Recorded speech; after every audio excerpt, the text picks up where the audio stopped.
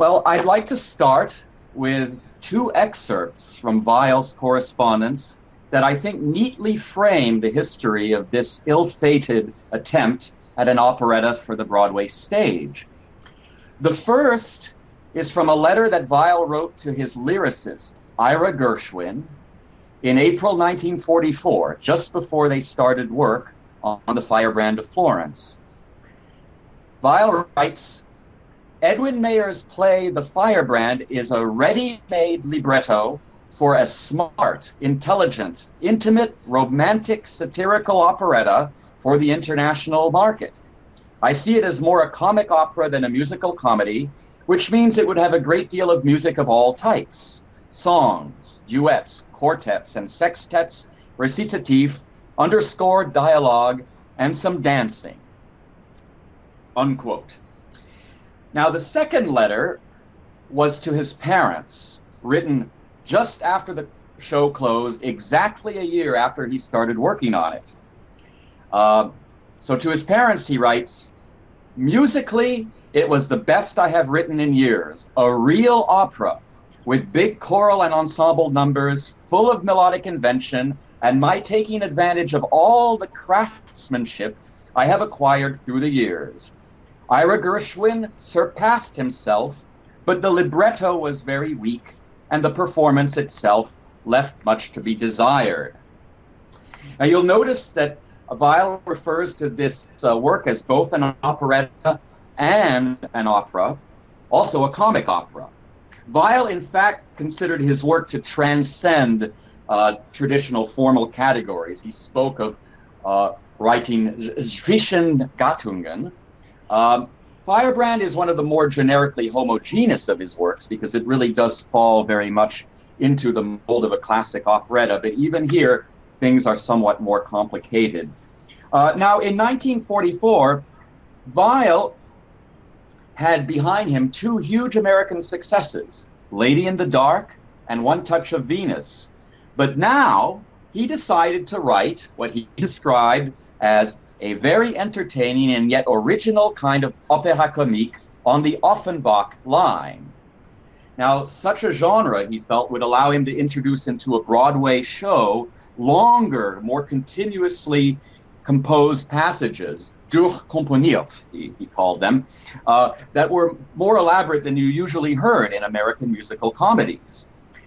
He foresaw an intelligent operetta, by which he meant an operetta that was satirical and politically relevant, again, in the Offenbach mold.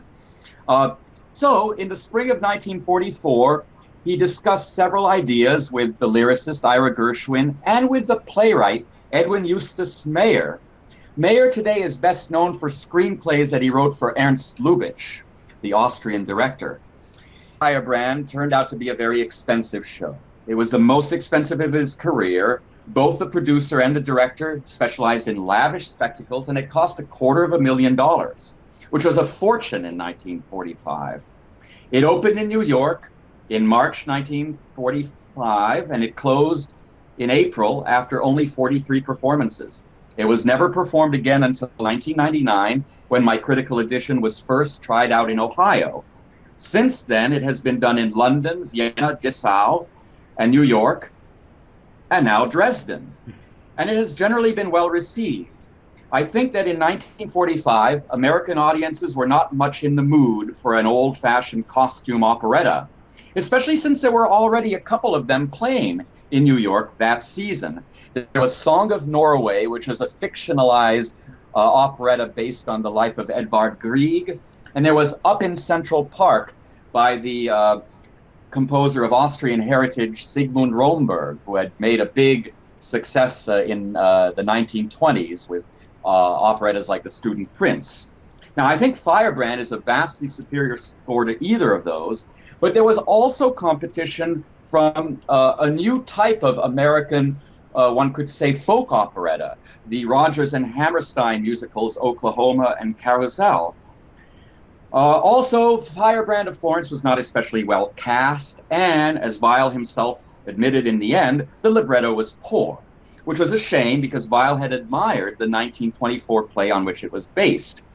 The original Mayer play was a black comedy that painted a lacerating portrait of two rival tyrants, the petty despot Alessandro de' Medici and the arrogant genius Cellini. Unfortunately, in reworking his historical satire as a musical comedy script, Mayer jettisoned the rapier wit that had drawn Weil to the project in the first place. The Mad Duke became a harmless buffoon. The courtesan, Angela, became a nice, virginal soubrette, and the cynical ending, in which Cellini rejects the girl, became an implausible Hollywood happy ending. There was little left of the Offenbachian model that Weil invoked, except for his sparkling score. And that score confirmed for me, as I worked on the edition, that here was some of the best music Weil composed in America, and it needed to be made available again.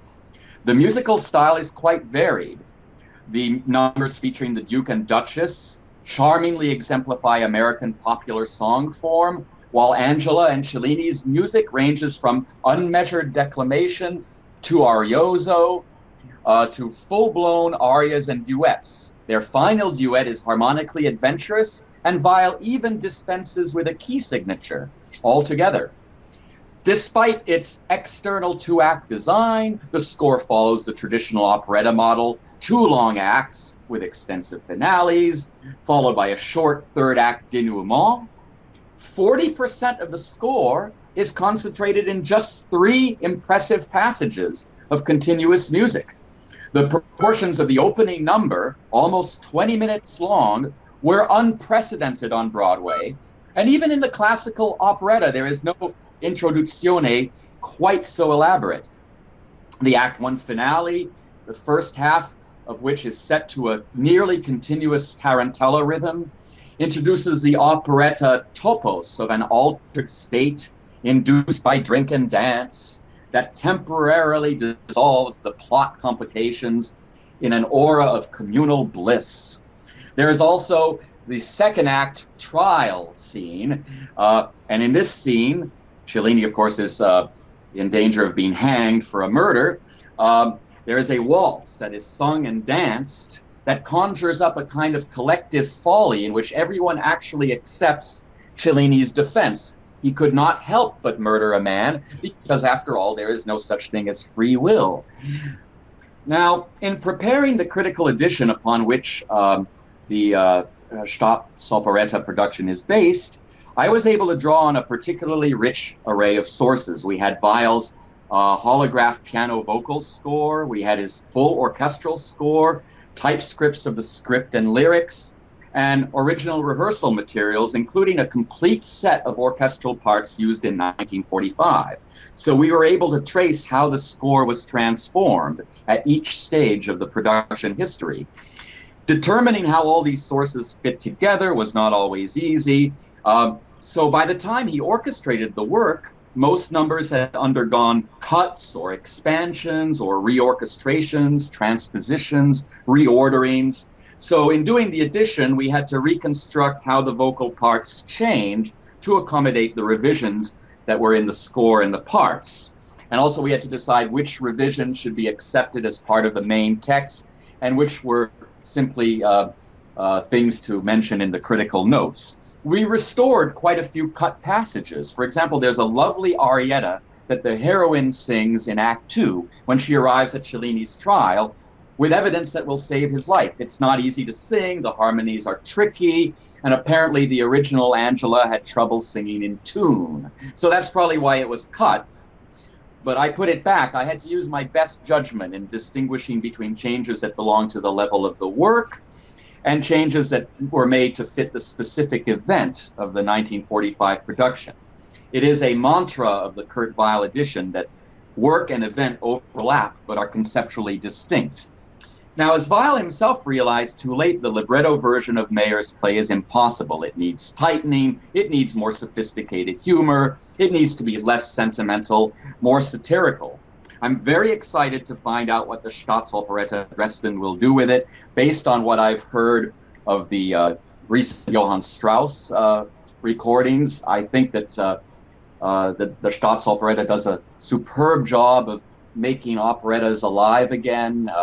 making them relevant again. And so I can't wait to find out what you do. Thank you.